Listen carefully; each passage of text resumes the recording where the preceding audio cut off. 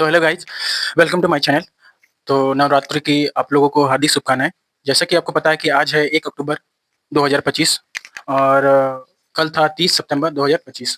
तो जैसा कि पता है कि अभी आईबी सेक्रेटरी असिस्टेंट का एग्ज़ाम चल रहा था और वो एग्ज़ाम 29 सितंबर और 30 सितंबर को था। तो मेरा भी जो एग्ज़ाम था वो 30 सितंबर को था। तो मैंने एग्ज़ाम दिया और मैंने क्वेश्चन भी अटेम्प्ट किए। तो चलिए जानते हैं कि मैंने कितने क्वेश्चन अटेम्प्ट किए और क्या पेपर कैसा आया था, शिफ्ट कैसा था, हार्ड था, लेवल कैसा था और क्वेश्चन कहाँ से आए थे और एनसीईआरटी मतलब सॉरी करंट अफेयर के क्वेश्चन कहाँ से आए थे। तो जो एग्ज़ाम था मेरा वो 30 तारीख को था और हम लोग इस वीडियो में बात करेंगे वो पेपर की डिफ़िकल्टी लेवल और मैथ सेक्शन, रीजनिंग सेक्शन और करंट अफेयर्स के बारे में बात करेंगे। तो जैसा कि आपको पता है कि इसमें 5 सेक्शन थे, current affairs, reasoning, maths, English और जीएस सेक्शन। तो सबसे पहले मैं बात करूँगा मैथ सेक्शन का। तो मैथ सेक्शन में बहुत मतलब 20 क्वेश्चन आते हैं इसमें, तो मैंने 15 अटेम्प्ट किए। तो 15 अटेम्प्ट इसलिए मैं कर पाया क्योंकि 5 क्वेश्चन ऐसे क्वेश्चन थे, बहुत लंबा-लंबा क्वेश्चन था। इसमें होता कि अगर मैं 5 क्वेश्चन को अटेम्प्ट करता तो बाकी का जो रीजनिंग सेक्शन था उसमें 2-3 क्वेश्चन निकल जाता। इसीलिए मैंने 5 ही क्वेश्चन अटेम्प्ट किए, बाकी मिक्सचर एलिगेशन से क्वेश्चन था और एलिगेशन से 2 क्वेश्चन था और 1 क्वेश्चन मेंसुरेशन से था, ट्रायंगल से क्वेश्चन था और 1-2 क्वेश्चन और था परसेंटेज से और 1 क्वेश्चन था प्रॉफिट एंड लॉस से। तो ये रहा डिफिकल्टी लेवल लेंथी था। तो आप लोग अब सोच रहे होंगे कि 20 में से भी 20 क्यों नहीं किया? अरे भाई वहाँ जाके किसी का भी टाइट हो जाती है हवा, तो ऐसा नहीं करना है।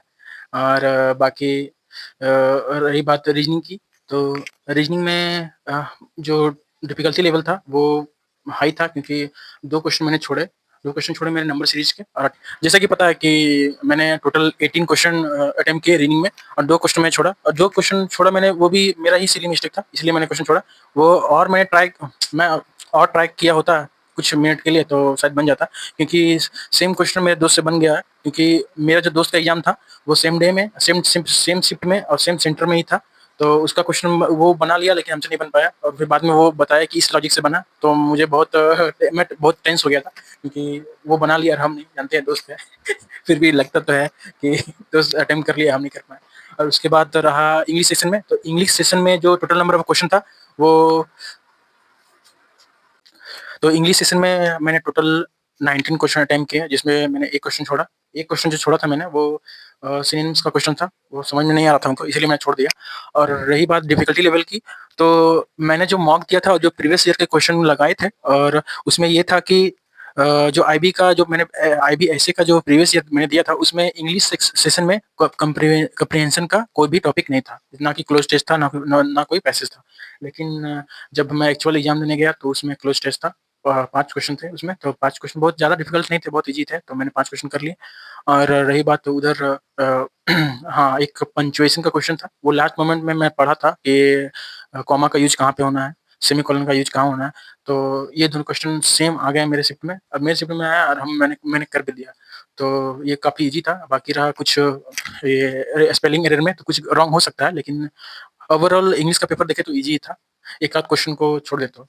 इसमें मैंने 19 किए, कुछ बच्चे 20 में आउट ऑफ 20 किए होंगे। और रही बात जीएस की, तो जीएस पहली बार जो है कि बहुत अच्छा पेपर गया जीएस का क्योंकि मैंने 20 आउट ऑफ मैंने 90 अटेम्प्ट किए।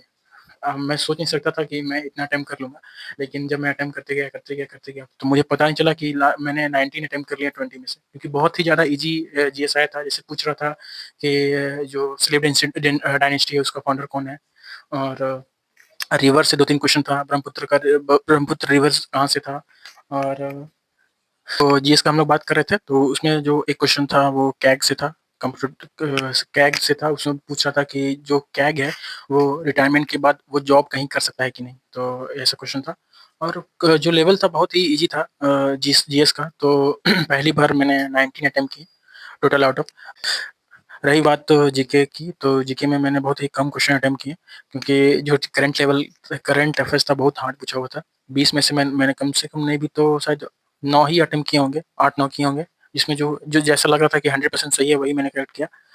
और बाकी करंट अफेयर्स में क्वेश्चन याद आ गया हमको, जैसे करंट अफेयर का क्वेश्चन था समृद्धि एक्सरसाइज, हाँ, और ये था संप्रीति हो गया, मैत्री एक्सरसाइज था, ऐसे करके क्वेश्चन पूछा था। तो मैंने 2 तो करेक्ट 100% करेक्ट एक और था मलाबार, मलाबार एक्सरसाइज किसके बीच हुआ? तो ये 4 नेशन के बीच होता है, इंडिया, यूएसए, जापान एंड एक और ऑस्ट्रेलिया। तो आप लोग बताइए कि कैसा रहा। और जीके तो बहुत ही हार्ड था, बाकी जीएस सेक्शन बहुत ईजी था। मैथ्स भी मॉडरेट बोल सकते हैं, रीजनिंग भी ईजी बोल सकते हैं, इंग्लिश भी ईजी बोल सकते हैं। तो ओवरऑल जो पेपर था वो मॉडरेट टू ईजी बोल सकते हैं।